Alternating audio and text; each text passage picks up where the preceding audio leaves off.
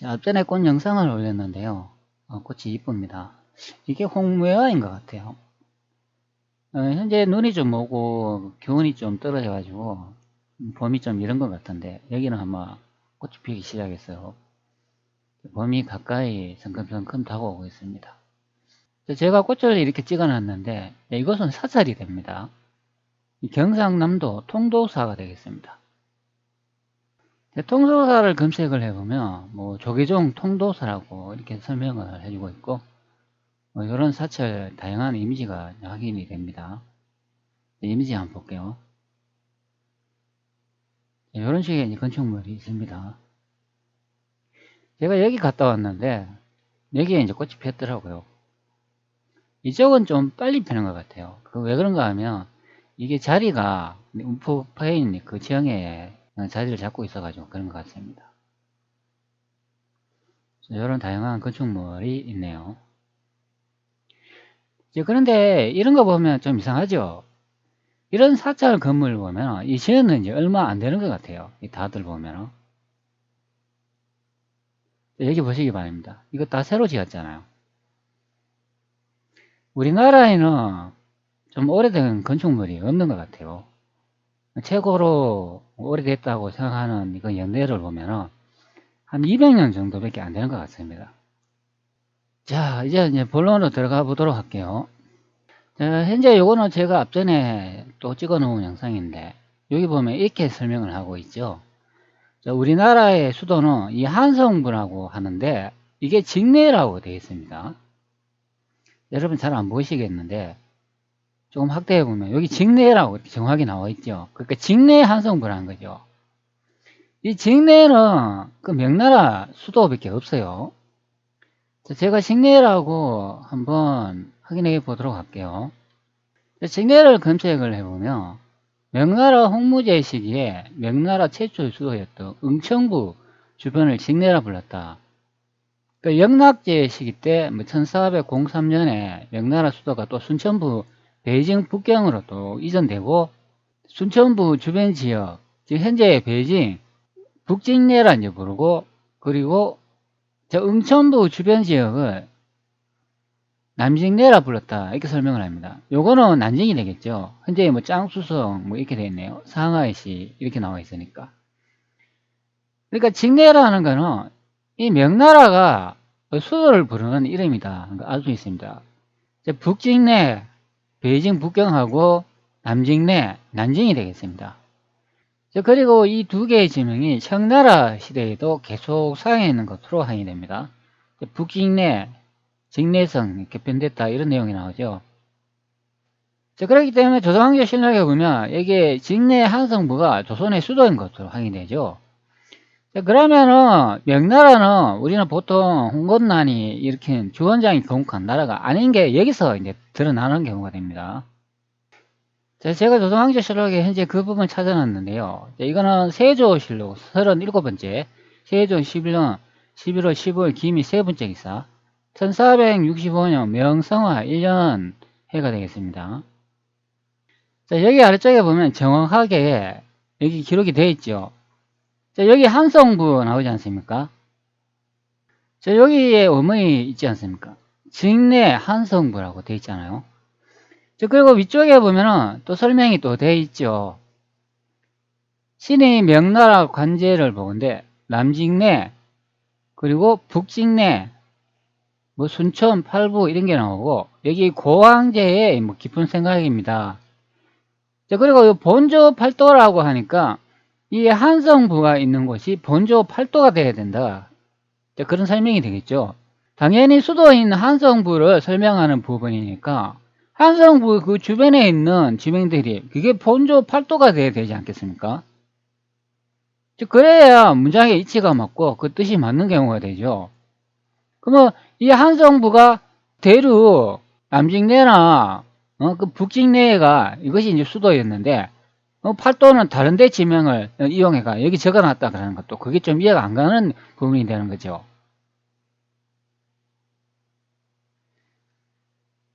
그게 이치에 맞는 기록이라 이제 보는 것이 되겠습니다. 자, 앞전에 제 영상으로 다시 돌아와 가지고 제가 댓글을 하나 소개해 드리고자 하겠습니다. 자, 여기 이제 하나님 방송님하고 뭐 여러분들이 이 댓글을 달으셨습니다. 자, 김성님, 안녕하세요. 선생님, 오랜만에 들어오네요. 자, 일이 많으세요. 자, 자주 이제 제 영상을 못 보시더라도 종종 찾아와 가지고 한 번씩 시청해 주시기 바랍니다. 자, 시청해 주가 고맙습니다. 자, 그리고 그 넓은 땅이 다 어디로 가고 지금의 한반도로 쪼그라든 건 왜 이렇게 되셨나요? 글쎄요. 시작은 광대했으나 뭐 현실은 그 쪼그라든 상태가 되겠죠. 그 전에 청나라 시대에 그 서구 8개 연합이 그 대륙을 침략했잖아요. 아마 그때부터 우리 조선이 망하지 않았나 싶습니다. 늘 제가 말씀드렸지만 청나라와 우리는 같은 민족이고 같은 땅이다, 그래 생각하면 되겠습니다. 그렇기 때문에 청조가 멸망하고 난 다음에 이 한반도로 이제 쪼그라들지 않나 싶습니다. 청나라 황제와 조선은 대륙을 같이 다스렸다고 항상 설명을 드렸어요. 그 규섭님은 뭐 함경도가 지금 몽골 지역과 내몽골 지역 전체가 함경도다, 이렇게 댓글 남기셨는데 저는 이거 잘 모르겠어요. 뭐 기록으로 보면은 대부분 이 한반도가 함경도가 아니겠나, 그런 생각이 듭니다. 뭐 다르게 이제 말할 수 있는 방법은 없는 것 같아요. 그러나 뭐 스스로 이렇게 조금 찾아보면은 대륙이 팔도로 여겨지는 경우도 있는데, 뭐 그렇게 증명을 한다고 해도 어느 누구가 알아주겠나요? 그리고 어느 나라가 이 조선왕조실록을 재해석을 해가 대륙이 우리의 땅이었다고 주장하더라도 어느 나라가 그것을 인정을 해줄까요? 우리나라 사학계 자체가 한번 부정을 하고 조선왕조실록 엉터리로 해석을 해가지고 우리의 영역과 땅을 축소를 했는데 그 누구를 탓하겠습니까? 그리고 이제 하나님 방송님이 댓글을 달아주셨는데 이거 한번 읽어드리도록 할게요. 함흥이 경사하고 어느 날에 북경이란 실록의 기록 찾고 알려주시면 감사하겠습니다. 이제 이렇게 적어하셨는데요. 하나님 방송님 또 종종 유튜브에 영상을 올리시곤 하셨는데 요즘은 안 올리시더라고요. 조금 아쉬운 감이 있습니다. 영상 제작해서 올리는 게 그렇게 쉽지가 않아요. 그것도 상당히 스트레스 받습니다. 그리고 시청자가 없으면 더 스트레스 받아요. 보는 사람이 없으니까 내가 왜 이런 영상을 제작해가 유튜브에 올리나 그러면서 자괴감이 들곤 합니다. 그렇기 때문에 영상 한 편 올린다는 게 그렇게 쉽지 않은 것 같아요. 자, 함흥이라는 이것이 경사이고 오늘의 북경이라는 기록을 더 찾아가지고 올려달라고 이렇게 댓글을 남기셨습니다. 그래서 제가 실록에 또 한 부분을 찾아놨는데 그것을 약간 설명드리고자 하겠습니다. 제가 세조실록을 찾아놨는데요. 세조 2년 3월 28일 정유 세 번째 기사 내용이 되겠습니다. 뭐 이 부분은 뭐 앞전에도 이제 여러분한테 보여드렸겠지만 뭐 고려 이제 수도가 이제 사경이라 설명을 하고 있습니다. 수도가 네 곳이라는 것이죠. 자, 그리고 여기서 이제 중요한 게 이제 조선의 수도도 이제 두 곳이다 하는 것을 알 수 있습니다. 즉 양경 체제인 것으로 확인이 되죠. 자, 여기서 본조에서는 단지 한성, 개성 이렇게 설명을 합니다. 자, 그럼 수도가 두 곳이라는 것을 알 수가 있죠. 자, 그러면 여기서는 한성이 어디일까요? 여기서는 또 개성이 어디일까요? 자, 한성부의 지명으로 앞전에 제가 설명을 드렸잖아요. 이거는 난징이 되겠습니다. 자, 그리고 개성은 어디일까요? 자, 이 개성은 베이징 북경이 되죠. 자, 여기 나와 있지 않습니까? 자, 신이 명나라 관제를 보건데 남직내 그리고 북직내를 설명하니까 알 수 있습니다. 남직내가 이제 한성이 되겠죠. 왜 그런가 하면 여기 나와 있잖아요. 아래쪽에. 여기 한성부를 이제 설명한 부분이 있으니까 알 수 있습니다. 자, 그럼 북직내는 이거는 개성이 되겠죠. 자, 개성이라고 그러면 이거는 보통 고려 수도를 의미하는 경우도 됩니다. 자, 그렇기 때문에 고려나 조선이나 대륙에 이제 수도를 뒀다는 걸 알 수가 있죠. 자, 그리고 여기에 있는 이 개성이 여기 아래쪽에는 함흥이라고 이제 설명을 해주는 부분이 됩니다. 자, 함흥을 북경으로 삼아 이런 내용이 나오기 때문에 알 수 있습니다. 즉, 여기에 있는 이 개성이 바로 함흥이 된다. 이게 북경이다. 이제 소리가 되겠습니다. 자, 지도를 보면 이렇게 설명을 할 수가 있습니다.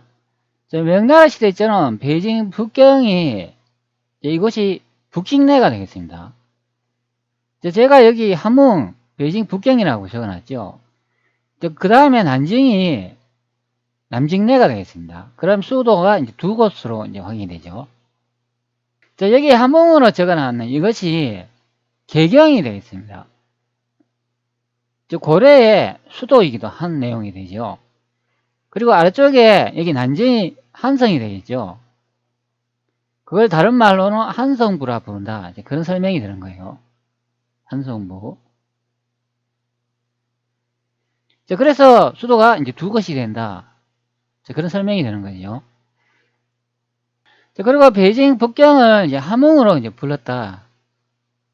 자, 그런 내용을 확인할 수가 있습니다. 자, 빌건대 경도인 한성부를 상경으로 삼고, 개성부를 중경으로 삼고, 경주를 동경으로 삼고, 전주를 남경으로 삼고, 평양을 서경으로 삼고, 함흥을 북경으로 삼아 각각 토관을 설치하고 군병을 가정하게 하소서. 저는 영상으로 많이 설명을 드렸지만 베이징 북경이 평양이고 고려 서경이라고 이제 설명을 많이 드렸는데, 근데 조선왕조실록의 이 내용은 조금 다르네요. 현재 이 위치로 보면 베이징 북경이 함흥으로 예상되는 내용이 되는 거죠. 그러면 이 베이징 북경하고 이 평양은 다른 위치로 이제 해석하는 내용이 되겠습니다. 뭐 고려시대의 수도하고 조선시대의 수도 위치는 다르다고 보면은 뭐 별개의 이제 지명이라고 생각해 볼 수도 있겠죠. 그리고 현재 이 내용은 여기 위쪽에 보면은 집현전 직제학 양서지가 상수하기를, 즉 양서지가 이렇게 바꿨으면 좋겠다, 뭐 그런 설명하는 부분이에요. 그렇기 때문에 그냥 이제 지명의 이름을 이제 바꾸는 과정이라고 이제 보면 되는 겁니다.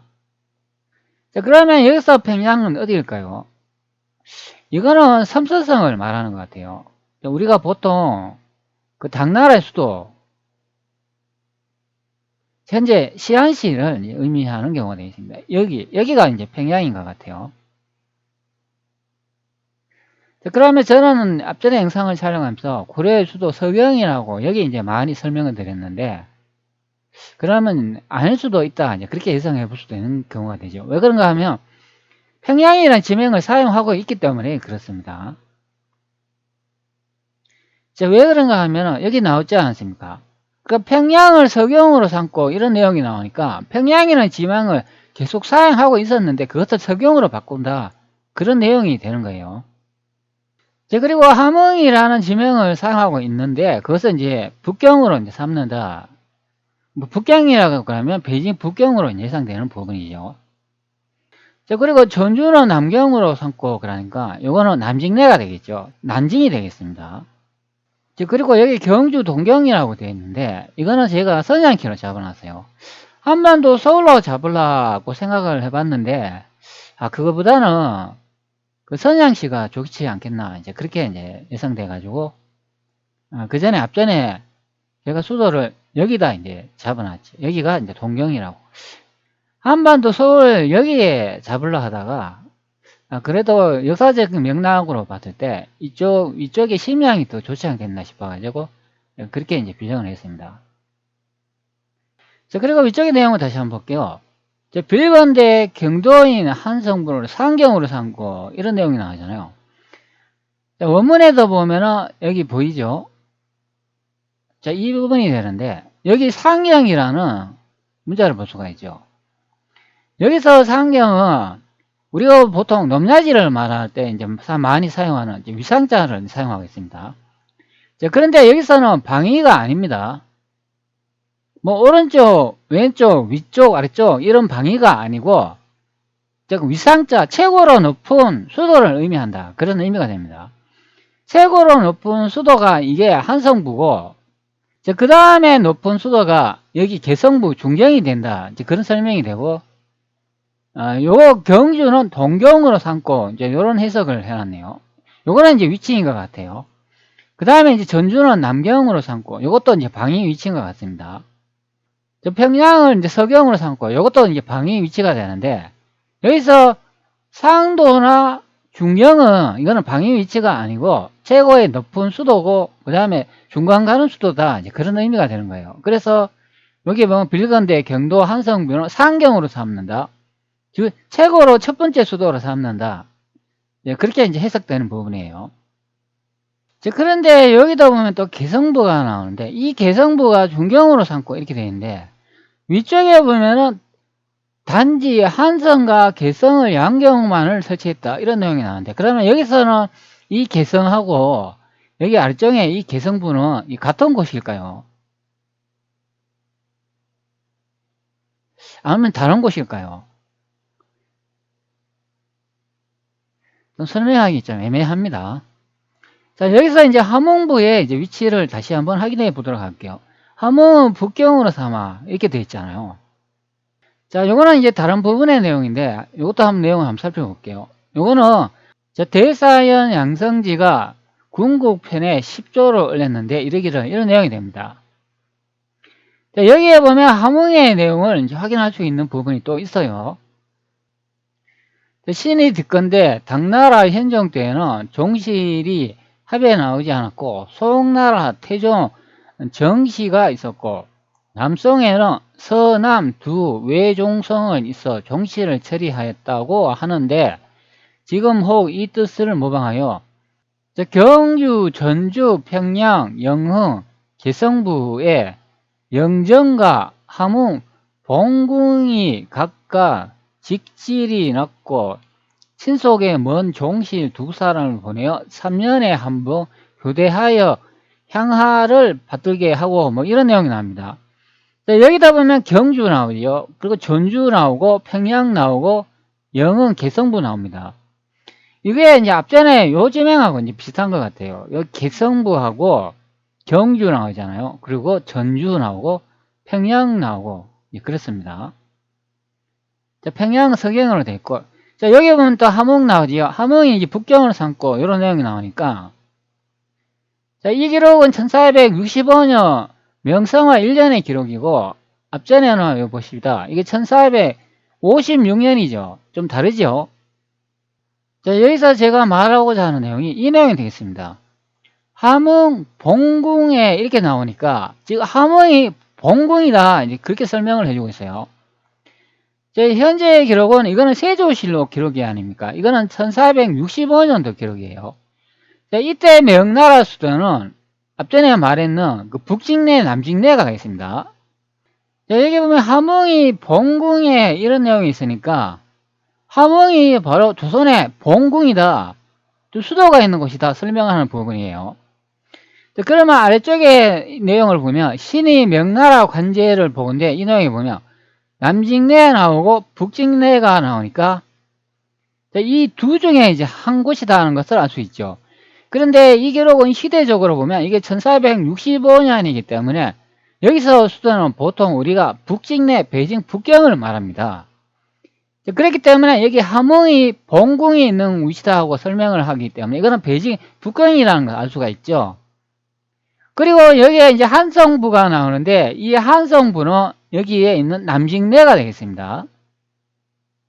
직내를 다시 살펴보도록 할게요. 명나라 홍무 시기에는 명나라 최초 수도였던 음청부, 현재 난징시 주변을 직내라 불렀고, 영락제 시기에 1403년에 명나라 수도가 순천부, 베이징 북경으로 이동됐는데 이것을 이제 북직내라 부르고 그리고 남직내라 불렀다는 내용을 확인할 수가 있습니다.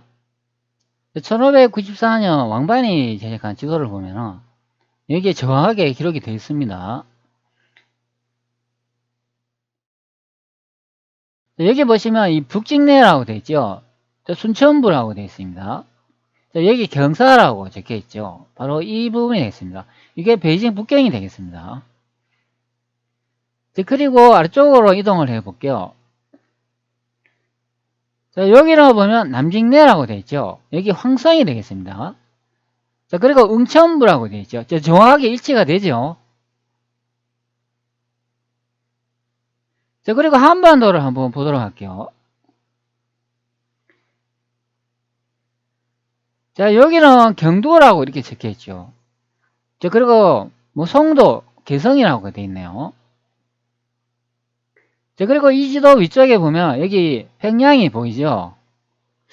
아, 그러면 실록의 내용이 혹시 이거 한반도 지명을 설명한 부분이 아닌가 뭐 예상해 볼 수 있는 내용이 되겠습니다. 자, 왜 그런가 하면 뭐 평양이라는 말도 나오고 이제 그렇지 않습니까? 자, 조선왕조 실록의 내용을 보면 여기 보면 평양을 서경으로 삼고 뭐 함흥을 북경으로 삼아 뭐 각각 토관을 설치한다 이런 내용이 나오니까 알 수 있습니다. 또 여기 또 경주라는 지명이 나오네요. 동경으로 삼고. 자, 그러면 이 고지도를 한번 봅시다. 여기에 보면 경주 여기 정확히 적혀 있죠. 아, 그러면 여기가 동경이네요. 자, 그러면 지도로 보면은 야, 이거 완전히 한반도 설명한 부분이네. 그렇게 이제 예상됩니다. 자, 함흥이 이제 본궁이라고 설명을 하는데, 그럼 함흥에 그럼 궁이 있나요? 자, 함흥을 이렇게 검색을 해보면 함흥시가 나와요. 자, 이 위치가 어딘가 한번 봅시다. 함흥시는 조선민주주의 인민공화국 함경남도 동해안에 있는 도시다. 이렇게 설명을 하네요. 자, 함흥시라고 제가 검색을 했는데 현재 이쪽 위치가 되겠습니다. 자, 여기에 보면은 본궁이 있나요? 자, 여러분들 다시 한번 봅시다. 함흥의 본궁이라고 하면 이것이 조선의 수도이고 그것이 궁이 있어야 된다. 그런 의미가 되는 거죠.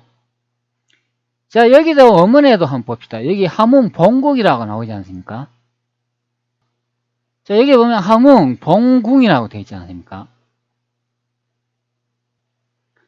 자, 그 본궁이 여기 나오지 않습니까? 아래쪽에 남직내하고 북직내 이 두 개 중에 하나가 아니겠습니까?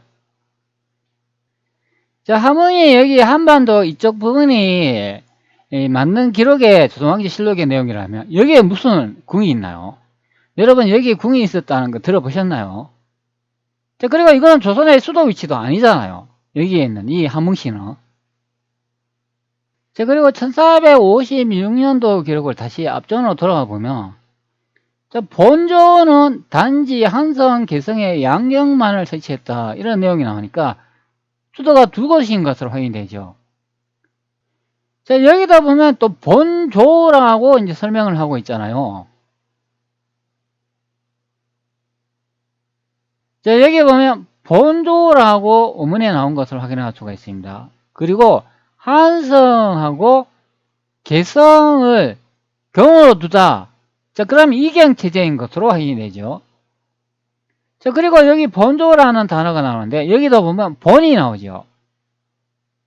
자, 여기 한번 봅시다. 함흥의 본궁이라고 하잖아요. 자, 원문에도 본궁이라고 하니까 즉 조선의 수도를 의미한다. 그런 의미죠. 자, 그러면 여기 한성이나 개성 이 두 곳의 수도 중에 한 곳이다. 이제 그런 의미가 되는 거죠.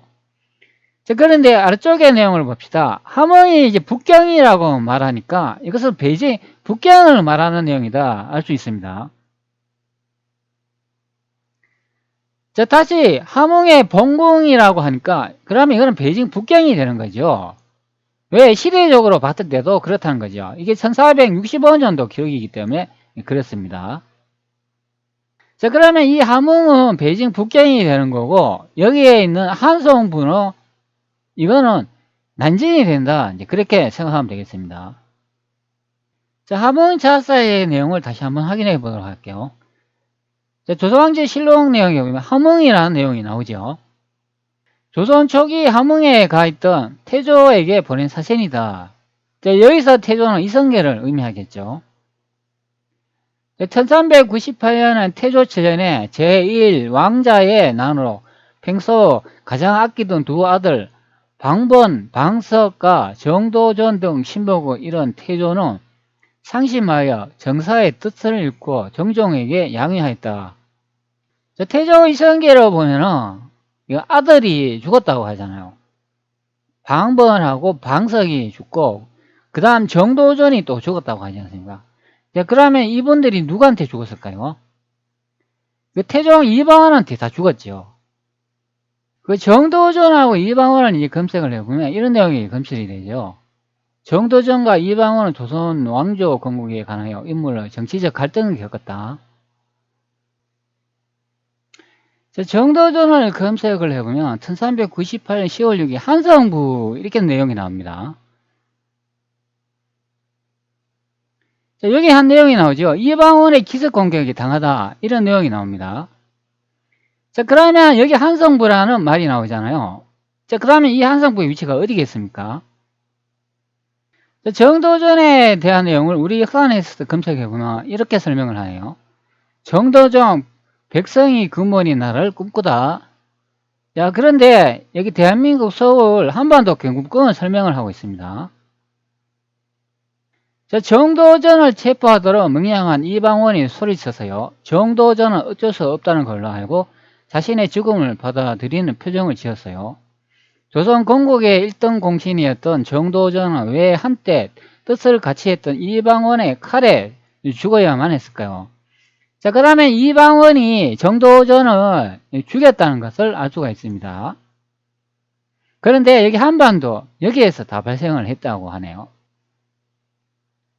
자, 다시 한번 함흥차사로 돌아와 가지고 봅시다. 그러니까 태조 이성계의 아들인 이 방번하고 방석 정도전은 태종 이방원이 다 죽였다는 걸 알 수가 있죠. 자, 태종 이방원은 태조 이성계의 5번째 아들이 되겠습니다. 자, 이어서 1400년 정종 2년 제2차의 왕자의 난이 일어나자 방원에게 한매를 느낀 그는 1401년 태종 1년 고향 함흥으로 갔다. 자, 여기서 보면 중요한 내용이 나오는데요. 태조 이성계의 고향은 함흥으로 설명을 하고 있습니다. 태종은 평소 태조가 신임하던 성성린을 보내어 그해 4월에 겨우 데리고 왔으나 1402년도 11월 다시 함흥으로 간 뒤 돌아오지 않았다. 태종은 태조에게 무난하고 서울로 돌아올 것을 요청하기 위해 함흥으로 차사를 보냈다. 야사에서 함흥으로 간 차사들이 태조에게 죽음을 당해 돌아오지 못했다고 전하는데 이로 인해 한번 떠났다가 소식 없이 돌아오지 않는 것을 함흥차사라고 부르게 되었다. 하지만 문헌에는 판승추 부사 박승의 희생만이 알려져 있다. 자, 그러나 박순도 태종실록에는 그 달에 강비 족속인 조사에 난이 일어나자 이를 선무하다가 함주의 군중에 피살된 것으로 되어 있다. 그 뒤 태조는 여러 차례 관청에도 돌아올 생각을 하지 않다가 그해 12월 무학대사가 찾아가자 서울로 돌아왔다. 자, 여기서 태조 이성계가 서울로 돌아왔다 그러면 이 위치는 어디일까요? 바로 난징이 되는 거죠. 태조 이성계가 자신의 아들인 이방원이 미워가지고 다시 이제 함흥으로 이제 떠나는 경우가 이제 2번 발생한 경우로 이제 확인이 돼요.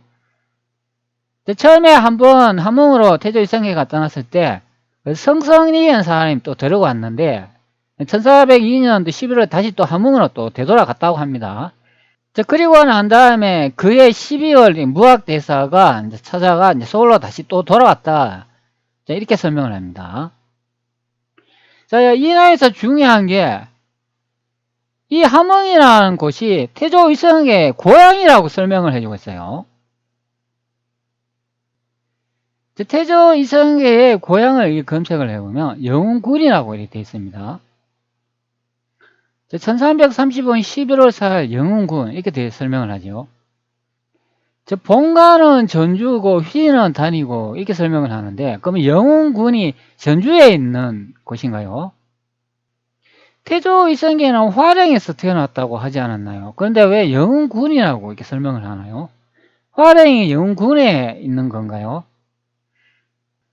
조선왕조실록 내용을 제가 찾아와 봤는데 태조 이성계는 화령에서 태어났다고 되어 있습니다. 그런데 이것이 이제 영흥부라고도 이렇게 설명을 하네요. 그러면 화령이나 영흥부가 이제 같은 곳이네요. 고려 충수강 4년 1335년 을에 10월 11일에 기미에 태조를 화령부, 다른 말로는 영흥부에서 나왔다. 그렇게 설명을 해주고 있습니다. 그러면 함흥차사에서 설명하고 있는 태조 이성계의 고향이 함흥으로 갔다. 이건 도대체 뭔 말인가요? 그러면 함흥이 이게 활용이 되나요? 태조 이성계는 활용에서 태어난 경우가 아닌가요? 이게 이제 영흥부가 되는데 이게 함흥이 될 수가 있나요? 다시 한번 봅시다. 1400년도 제2차 왕자의 난이 일어나자 방원에게 한면을 느끼고 1401년에 고향 함흥으로 갔다. 이렇게 되어 있습니다. 고향 함흥이면 태조 이성계의 고향은 전주가 아니었나요? 왜 또 함흥이라고 이렇게 되어 있나요? 태조 이성계를 이렇게 검색을 해보면 이렇게 설명을 하잖아요. 성은 이어 본관은 전주이다. 휘는 단, 초명은 성계인데 이 본관이 있는 데가 이것이 고향이 아니던가요? 아니면 태조 이성계가 태어난 곳이 고향이 되는 거 아닌가요? 태조 이성계가 태어난 곳은 이렇게 설명을 하잖아요. 화령부, 영흥부라고 되어 있습니다. 그러면 전주가 고향이거나 아니면 화령부, 영흥이 태조 이성계의 고향이 되어야 되는데 왜 여기 함흥차사의 내용을 보면 태조 이성계의 고향은 함흥으로 되어 있습니까? 그러면 이 함흥은 조선왕조실록의 내용으로 확인할 수가 있죠. 함흥을 북경으로 삼아 이렇게 설명을 하기 때문에 그러면 태조 이성계의 고향은 베이징 북경이 된다. 그런 소리가 되는 거예요. 그러면 함흥차사도 태조 이성계가 난징에서 북경으로 왔다는 소리가 되는 겁니다. 지도로 보면은 태조 이성계가 여기 한성부 여기에 이제 수도를 뒀잖아요. 그래서 여기서 왕자의 난이 이제 끝이 나고 태조 이성계의 5번째 아들인 이방원에게 환면을 느껴가지고 태조 이성계가 함흥으로 이렇게 갔다. 그런 설명이 되는 거예요. 그래서 함흥차사가 된다. 그런 의미가 되는 거죠. 그때 당시에 태종 이방원은 여기에 있었지 않습니까? 태조 이방원이 성성린을 보내가지고 또 성성린이 태조 이성계를 다시 난징으로 모셔갔다. 그리고 자신의 아들인 이방원한테 다시 왔다. 그런 소리가 되는 거죠. 그게 바로 함흥차사가 되는 겁니다. 그럼 함흥이 태조 이성계의 고향이라고 하면 여기 베이징 북경이 되는 거예요. 함흥차사의 내용을 보면 태조 이성계의 고향이 함흥이라고 합니다. 참 이상한 내용이 되는 거예요. 태조 이성계의 영군이라고 이렇게 검색을 해보면 태조 이성계는 한경도 영군 흑성리에서 태어났다고 합니다. 이쪽에 한번 봅시다. 이거는 우리 역사에서 내용인데 태조 이성계는 영흥군 흑성리 한경도에서 태어났다. 체구가 컸으며 힘이 보통 사람들보다 뛰어났고 활을 잘 쏘았다고 한다. 고려 왕시의 뒤를 이어 개성의 수창궁에서 왕위에 즉위했으며 휘를 단으로 거쳤다. 이런 내용이 나옵니다. 여기 나오죠. 우리 역사상 내용인데 그러면 조선왕조실록에 이건 뭔가요? 그러면 화령부에서 태조 이성계가 태어났다. 이렇게 설명을 합니다. 이 군은 남옥조에 속해 있다가 서기 56년 태조왕의 정벌로 고구려에 복속되었다. 6세기 중엽에는 잠시 신라 진흥왕이 점령하였다. 발해가 현재 북형의 남경 남해부를 설치하면서부터 발해 영토로 편입되었다가 고려가 세워진 후 고려 영토에 편입되었다. 고려 초에 화주라 하였고 천리장성이 세워진 북방 접견이었다. 1258년에 몽골에 점령당해 이 지역에 쌍성 총관부가 설치되다가 공민한 집권기인 1356년 수복하고 하령 불화하였다.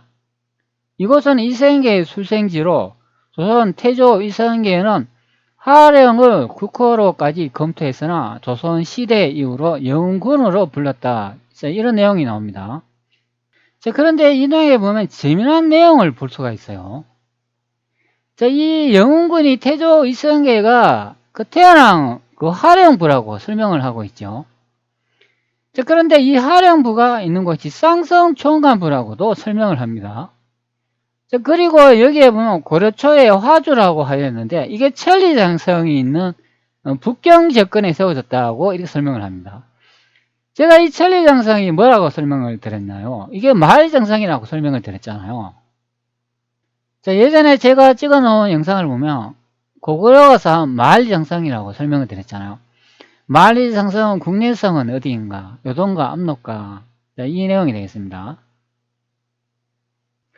자, 바로 여기에 보면 영흥부의 내용을 보면 하주라고 하였고 천리장신이 세워진 북방접견이다 이렇게 되어 있기 때문에, 자, 그러면 이 하주가 베이징 북경이 되고 천리장성이 만리장성이 되는 것으로 이제 확인이 되죠. 좀 만리장성이 있는 그곳에 하주가 있었다고 하니까 이제 그렇습니다. 자, 영흥군이 있는 곳을 이제 설명을 하는데, 천리장성이 세워진 북방 접견지역이다 이 설명을 합니다. 자, 그러면 천리장성이 만리장성이라고 하면 이거는 베이징 북경이 되는 거죠. 그러면 하주가 있는 곳도 베이징 북경이 되는 거예요. 자, 그것이 다른 말로는 영흥군 하령부가 된다 그런 설명이 되고, 태조 이성계의 투생지가 베이징 북경이라고 설명하는 부분이 되는 겁니다.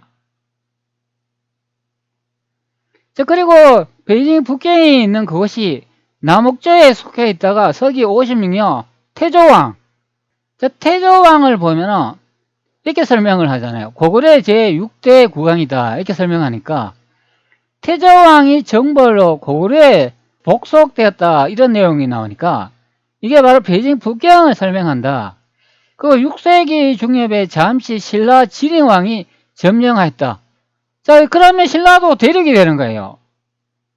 신라 진흥왕이 베이징 북경을 점령했다. 그리고 발해가 현재 북청에서 낭령 남해부를 설치했다. 자, 그러면 발해가 있는 이 북청은 베이징 북경이 되고 발해가 낭령 남해부를 설치했다 그러면 이거는 난징이 되는 거예요. 그리고 나중에 고려가 세워지면서 고려 영토에 편입됐다 그러니까, 자, 지도로 보면은 베이징 북경 이 일대를 다 설명하는 부분이고, 발해가 난경 남해부를 설치했다고 하니까 여기에 이 난징에서 남해부를 설치했다. 자, 그런 설명이 되는 거예요. 그러면 발해라는 땅은 이렇게 엄청나게 큰 땅이 되는 거예요. 이 대륙 자체가 다 발해가 되는 겁니다. 이 넓은 땅이 다. 자, 그리고 여기에 또 고려가 있었다 그러고 또 신라가 있었다고 이제 설명을 하는 부분이 됩니다. 자, 그리고 고려도 대륙에 있었다고 이제 설명을 하는 부분이 됩니다.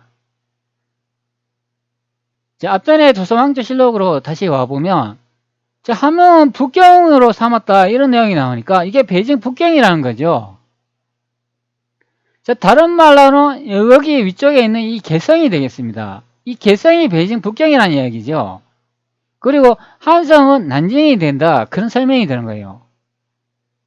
자, 그게 여기 보면은 함흥 봉궁이라고 되어 있지 않습니까? 이거 베이징 북경을 설명하는 부분이에요.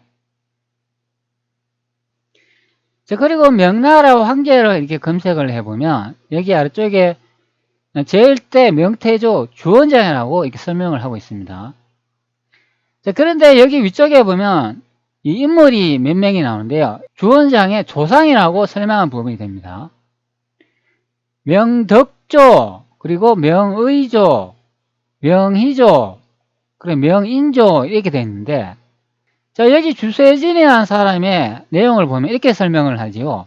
명나라의 추전 황제이다. 원나라의 가난한 농부 치순으로 희조 유황제에 추전된 주초일의 둘째 아들이며 호무제 주원장의 부친으로 본래 이름은 주오사라 설명이 되어 있습니다. 자, 여기서 제가 뭘 말하고 싶냐면, 여기 사람 인원을 확인할 수가 있는데요. 1명, 2명, 3명, 자, 4명으로 이렇게 확인되죠. 자, 이성계의 가계도를 검색을 해보면, 요런 많은 그래프를 볼 수가 있어요. 자, 여기 한 블로그의 내용을 보면, 자, 여기 이성계 조상의 이름을 볼 수가 있어요. 자, 제가 다른 채널에 한번 들어가 가지고 확인을 해 보도록 할게요. 자, 태조 이성계의 가계도를 보면 여기 이렇게 설명을 하죠. 목조, 익조, 도조, 환조라고 설명을 하죠. 자, 여기 인원이 몇 명이 나오나요? 자, 1명, 2명, 3명, 4명 나오죠. 4명. 자, 여기서 마지막 인물을 한번 보도록 할게요. 여기 환조라고 나와 있죠. 자, 제가 환조라고 이제 검색을 했는데요. 이렇게 설명을 합니다. 환조는 이자춘의 고려의 무신이며 조선은 추종 국왕이다. 조선은 건국한 태조 이성계의 아버지다. 이렇게 설명을 합니다. 자, 다시 명나라로 돌아와 가지고 첫 번째 인물, 두 번째 인물, 세 번째 인물, 네 번째 인물. 자, 이거 조선의 태조 이성계의 조상 숫자하고 4명 똑같죠? 자, 그 다음에 여기 한번 봅시다. 명인조라고 돼 있죠. 요 주세진이라고 하는데 이분이 뭐라고 설명을 하나요? 자, 여기 홍무제 주원장의 부친이라고 설명을 합니다. 자, 네 번째 조상이 홍무제 주원장, 즉 홍건적 난을 일으킨 이 주원장의 부친이라고 합니다. 아버지라고 설명을 하고 있어요. 자, 환조를 다시 한번 검색을 해볼게요. 저 조선을 건국한 태조 이성계의 아버지다. 똑같죠? 태조 이성계의 조상의 숫자도 4명이고 명나라를 건국한 주원장의 조상의 숫자도 4명이고 똑같지 않습니까? 자, 요거는 다른 사이트인데요. 여기 한번 봅시다. 목조 이한사, 익조 이백리, 도조 이춘, 환조 이자춘. 자, 여기 보시기 바랍니다. 1명, 2명, 3명, 4명. 그리고 마지막에 이 환조, 태조 이성계의 아버지 이자춘이 아니겠습니까? 그 다음에 태조 이성계가 나오죠. 그렇기 때문에 환조 이자춘이 태조 이성계의 아버지인 것으로 확인이 되죠. 자, 명나라에 다시 돌아가서 한번 봅시다. 명나라 황제 연호로 되어 있고, 자, 명덕조, 명의조, 명희조, 명인조. 자, 정확히 4명이죠. 그리고 마지막에 한번 봅시다. 주세진. 자, 여기 보면 홍무제 주원장의 부친, 본래 이름은 주호사로 되어 있고, 자, 주원장의 아버지라고 설명을 하고 있어요. 자, 조선하고 똑같지요? 자, 그러니까 태조 이성계의 역사를 2개로 나눠가지고 중華民国 100개가 만든 역사가 현재 명태조 주원장의 역사가 되는 겁니다. 자, 이렇게 어떻게 똑같을 수가 있나요? 세상에.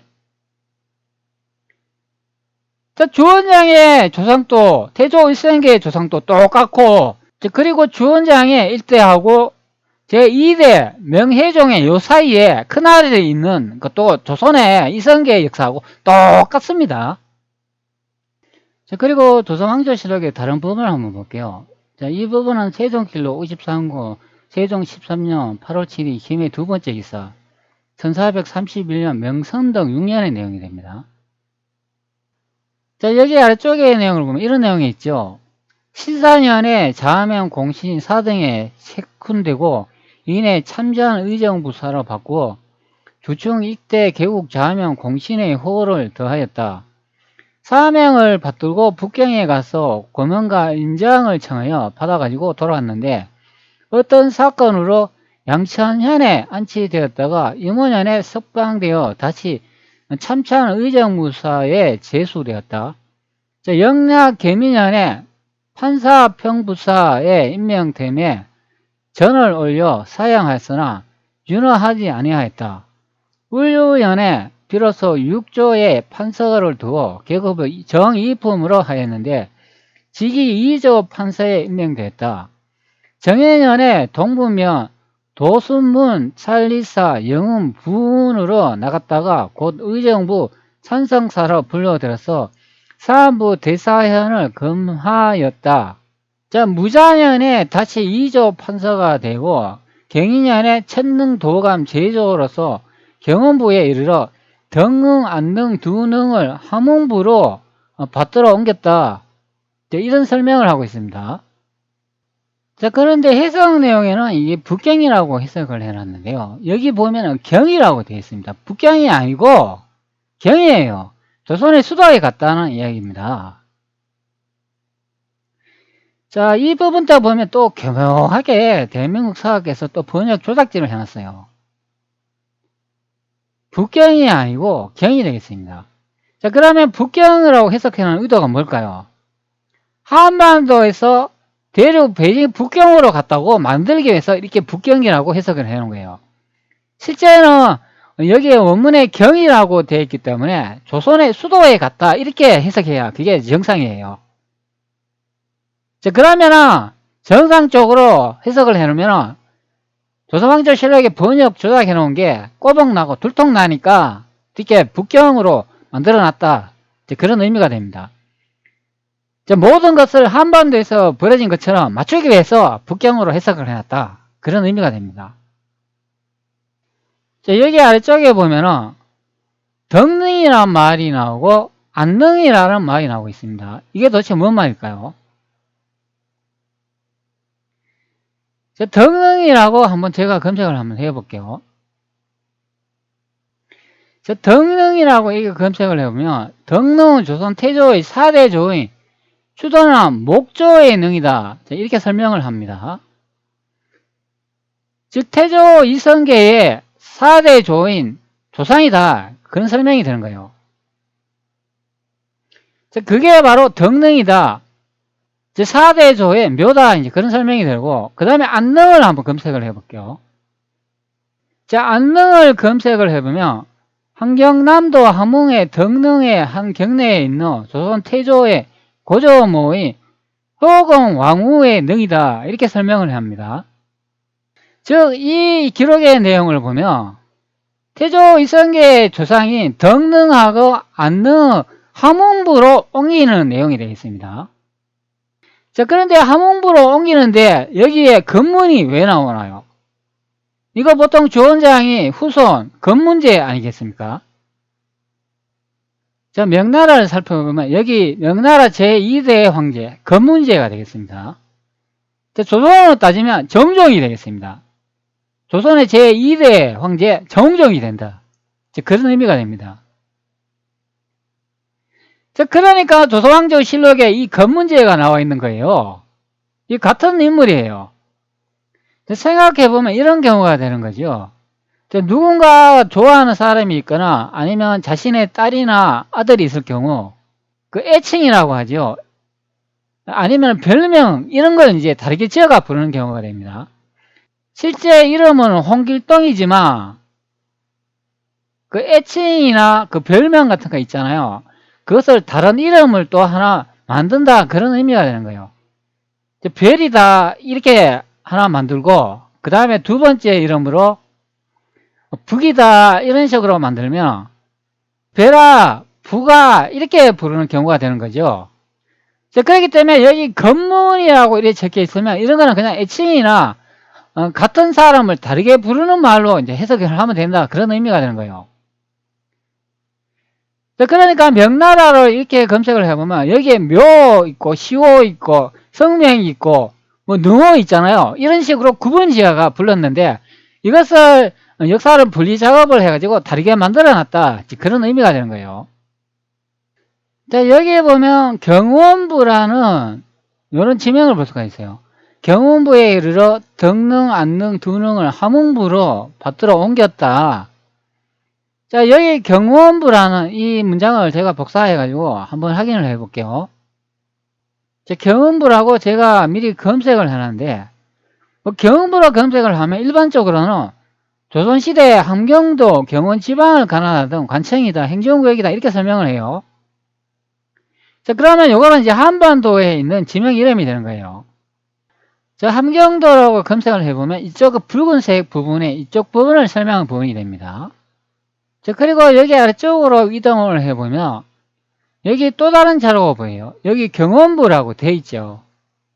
제가 이거 선택해서 들어가 보도록 할게요. 자, 경원부라고 되어 있는데, 자, 이 위치가 어디인가? 자, 한번 제가 번역을 한번 해 보도록 할게요. 자, 경원부를 이제 확인을 해 보면, 펑지현, 지금의 하북선 조현에 있다 설명을 해주고 있습니다.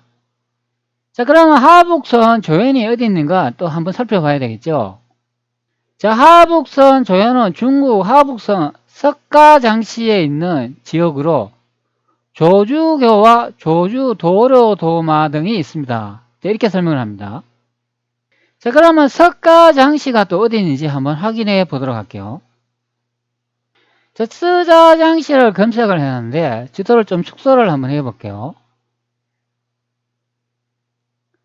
자, 그러면은 여기 현재 위쪽에 여기 베이징 북경을 확인할 수가 있죠. 자, 그러면 태조 일성계의 조상의 능이 여기 있다는 것을 확인할 수가 있습니다. 자, 여기서 다른 곳으로 이동했다는 거죠. 자, 여기 내용을 다시 한번 읽어보도록 할게요. 자, 경원부에 이르러 덕응, 안등 두 능을 함흥부로 옮겼다. 자, 이런 설명을 하죠. 자, 여기 함흥부가 어디겠습니까? 제가 앞전에 설명을 드렸잖아. 함흥차사의 함흥이 아니겠습니까? 태조 이성계의 두 분의 묘가 여기 경원부에 있었는데 이 묘를 베이징 북경으로 옮겼다. 그런 내용이 되는 겁니다. 자, 함흥부가 제가 베이징 북경이라고 설명을 드렸기 때문에 알 수 있죠. 자, 그리고 위쪽에 아주 친절하게 설명을 해주고 있네요. 자, 사명을 받들고 북경에 가서 고명과 인장을 청하여 받아가지고 돌아왔다. 자, 나중에 경인년에 천능 도감 제조로서 경원부에 이르러 덕응, 안능 두 능을 함흥부로 옮겼다. 자, 그런 설명을 해주고 있어요. 자, 여기 위쪽에 북경이라고 이렇게 해석을 했는데 이게 조선의 수도라는 거죠. 자, 원문에는 경으로 되어 있습니다.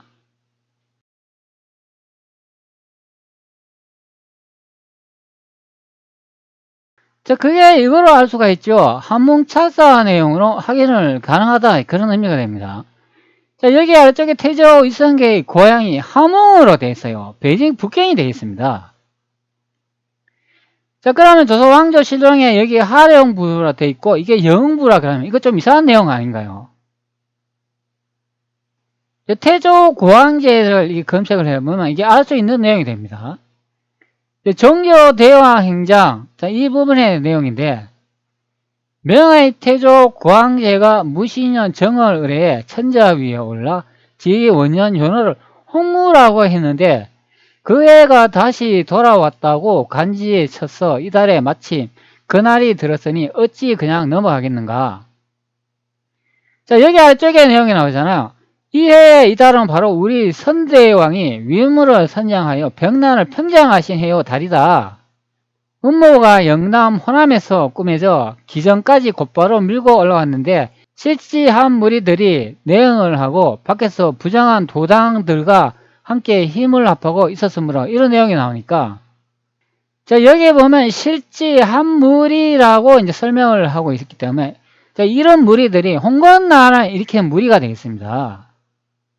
자, 그리고 그때 만약 신속하신 결단이며 불살의 성무며 적을 제압할 수 있는 계책을 연석사에 세워 승리의 기세를 잡은 것이다. 병난을 일으킨 그 무리들을 그때 다 진압을 하고 난 다음에 차후에 고황제로 이름을 바꾸고 홍무라고 했다. 이제 그런 설명이 되는 거예요. 그게 바로 무인년이 된다. 그런 설명이 되는 거예요. 자, 무인년을 이렇게 검색을 해보면 여기 나오죠. 제2000년기에 1398년이 되겠습니다. 자, 이게 보통 우리 명태조 주원장이 명나라 건국했는 연도를 보면 1368년 이 날짜가 되는 거예요. 자, 조선왕제 실록 내용은 이렇습니다. 그 태조 몇 년, 뭐 고황제 몇 년, 뭐 홍무 몇 년 이렇게 적혀 있잖아요. 그거는 각각 그 호칭을 만들고 난 다음에 그때부터 1년이 시작되는 거예요. 태조 1년 이렇게 기록할 수도 있고 뭐 고황제 뭐 10년 이렇게 기록할 수도 있고 홍무제 뭐 20년 이렇게 기록할 수도 있는 내용이 됩니다. 왜? 호칭이 그때 만들어졌는 것을 기준으로 해가지고 각각 적어놨기 때문에 그렇다고 보면 되는 거예요. 그런데 같은 사람을 이 호칭이 각각 다르게 써져 있고 연대가 각각 다르게 써져 있다고 이걸 다른 사람으로 분리작업해 놓은 거예요. 실제는 다 동일 인물이 되겠습니다. 자, 그렇기 때문에 앞전에 제가 설명한 내용을 이렇게 토돌아보면은 이 세종실록 기리지 경도 한성부가 있는 곳이 여기에 양주 목면양이 되겠습니다. 이곳을 태조 의성객에서 처음 이제 도읍을 이제 세운 것이다. 이제 그런 설명이 되는 거죠. 자, 그리고 여기 아래쪽에 나오지 않습니까? 태조 강원 대왕 3년 갑술에 자, 명나라 태조 고황제 홍무 27년. 자, 그러니까 이 내용으로 보면 태조 이성계가 홍무라는 영어를 사용했는지가 27년째가 되는 거고 태조 강원 대왕이라는 이런 호칭을 사용한 지가 3년째 된다. 그런 내용이 되는 거예요. 자, 이성계를 이제 찾아보면 여기 이제 호칭이 나오는데 여기 강원이라고 적혀 있죠. 자, 그런데 위쪽에 보면은 이게 시호라고 되어 있습니다. 다른 의미가 아닙니다. 여러 가지 이름으로 불렀는데 뭐 시호이고 뭐 근호이고 묘이고 뭐 이렇다 이제 보면 되는 거예요. 다시 앞전으로 돌아와 가지고 본조 태조 강원대왕이라고 이렇게 돼 있으면 여기 강원대왕이라고 이렇게 적힌 거는 이건 시호가 되는 겁니다. 시호가 만들어지고 3년이 지났다. 3년 해다. 그런 의미가 되는 거예요. 그러면 여기에 고황제라고 돼 있으면 이분도 같은 태조 이성계죠. 그럼 뭐 홍무라는 영어를 사용했는지가 27년 됐다. 그런 의미가 되는 거예요. 자, 이것을 따로 분리 작업을 해놨다. 그런 의미고 각각 다른 인물로 만들어놨다. 보면 되는 거예요. 자, 여기 이제 날짜를 보면 이 기록은 세종실록 기록이죠. 그리고 태조 이성계께서 도읍을 정한 곳이 여기 나오지 않습니까? 도읍을 정하고 한성부로 끝쳤다. 자, 이 내용을 확인할 수가 있습니다. 함흥이 되겠습니다. 함흥이 본궁이다. 그런 의미고 남직내 그리고 북직내 그리고 고황제의 깊은 생각이다. 그리고 본조라는 말이 나오고 이게 팔도라는 말이 나오죠. 그리고 아래쪽에 보면 직접 한성부라고 되어 있기 때문에 바로 이 한성부가 되겠습니다. 자, 여기 원문에 보면 바로 직내라고 이제 적혀 있지 않습니까? 직내 한성부라고 되어 있습니다. 바로 그 직내 한성부가 여기 남직내가 되고 그리고 이게 북직내가 된다. 그런 의미가 되죠. 그래서 여기서 직내 한성부는 바로 이게 남직내가 되겠습니다. 자, 그리고 여기 함흥 본궁이 있는 곳이 바로 여기 북직내가 되겠습니다. 자, 그러면 함흥차사의 내용을 다시 이렇게 돌아가 보면 여기 이렇게 설명을 해주죠. 태조 이성계께서 여기 고향이 함흥이라고 되어 있습니다. 그러면 이거 베이징 북경이에요. 자, 그리고 1400년도 정종 2년에 제2차 왕자의 난이 일어나가지고 이방원하고 이성계하고 사이가 좋지 않아가지고 태조 이성계가 함흥으로 떠나는 내용이 됩니다. 그게 바로 함흥차사가 된다. 그런 의미가 되겠습니다. 자, 다시 이제 지도로 이제 정리해가 마무리하도록 하겠습니다. 태조 이성계가 여기에 처음 도읍을 졌죠. 그래가지고 자신의 이제 5번째 아들인 이방원이 이제 보기 싫어가지고 여기 북경 베이징으로 이렇게 떠나가지고 나중에 이방원이 태조 이성계가 아끼던 성성린을 이제 보내가지고 다시 해유해가지고 난징궁으로 돌아오는 이야기가 바로 함흥차사의 내용이 된다. 이제 보면 되는 거예요. 그러한 모든 것은 여기서 다 발생을 했다는 걸 알 수가 있죠. 바로 이 대륙에서 발생을 했다는 걸 알 수가 있습니다. 그러면 한반도는 아니죠. 전혀 아닌 경우가 되겠습니다.